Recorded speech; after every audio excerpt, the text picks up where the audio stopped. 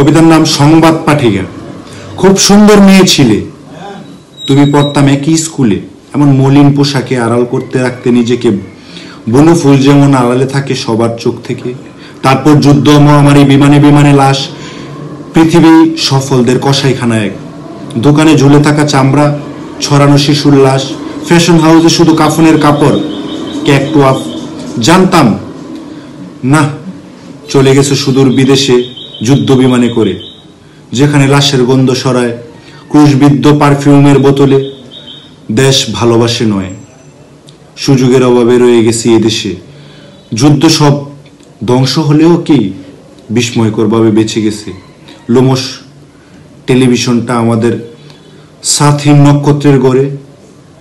যারা স্কুলে বানর থেকে মানুষের উত্তীর্ণ হতে পড়তাম একসাথে, এখন অফিস ঘরে চেয়ারে বাঁধা বানর, নানরা নাচরা রুটিনে।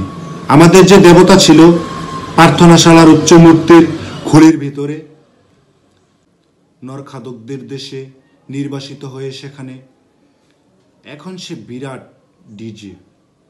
মরা বেড়ালের হাড় চিবাতে চিবাতে দেখেছিল টেলিভিশন।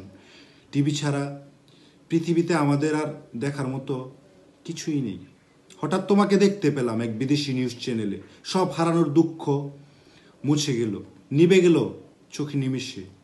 এই তো আমাদের স্কুলের সাধারণ সেই মেয়ে। কি বিস্ময়কর সুন্দর লাগছিল তোমাকে যখন পড়েছিল শিশুদের মৃত্যু সংবাদ। একে একে তোমার ঠোঁটের লিপস্টিক লাল বেড়ে গেল গেল রক্তে রক্তে। নরখাদকদের দেশে এত সুন্দর হয়ে গেছো তুমি, যেন আবার বেঁচে উঠলাম বিভৎস মৃত্যুপুরী থেকে। মৃত্যু, গণহত্যা, শেয়ার ধ্বংসের সংবাদ পড়ার চেয়ে কি বিভৎস সুন্দর হয়ে উঠেছ। বলেছে কি তোমার টিভির মালিকে? এত সাধারণ মেয়ে ছিলে, আজ টেলিভিশনের ভেতর ঢুকে গিয়ে তোমার সহপাঠীদের মুখ কি উজ্জ্বল করলে। আমরা যারা এপাশে, তোমরা বনফুল রূপের খুঁজে তোমার স্বামীর মাংসের দোকানে। একদিন ভাড়াটে কসাই হয়ে হয়তো আমারও চলে যাব প্রবাসে। নিজের যে সন্তানকে বাঁচাতে পড়েছ শিশুদের মৃত্যুর খবর টিভিতে, ক্যামেরা ছাড়া অন্য সময় স্তন থেকে তাকে দুধ খাওয়াতে গেলে ভেসে কি উঠে মরা শিশুদের মুখ, যা ছড়ানো পৃথিবীর প্রান্তরে প্রান্তরে। পৃথিবীর শিশুদের রক্ত কি তোমার দুধ হয়ে যায় তোমার শিশুর মুখে?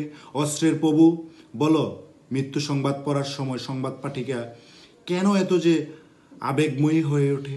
বুনো ফুল যেন প্লাস্টিকে মোড়ানো ফুলের দোকানে। গণহত্যা কি পৃথিবীকে আরও কামনায় তালিয়ে ডাইনির শীতকারে? যাদের ছিল না বাঁচার হিংসক, তারা যে নিশ্চিত হয়ে যাচ্ছে একে একে।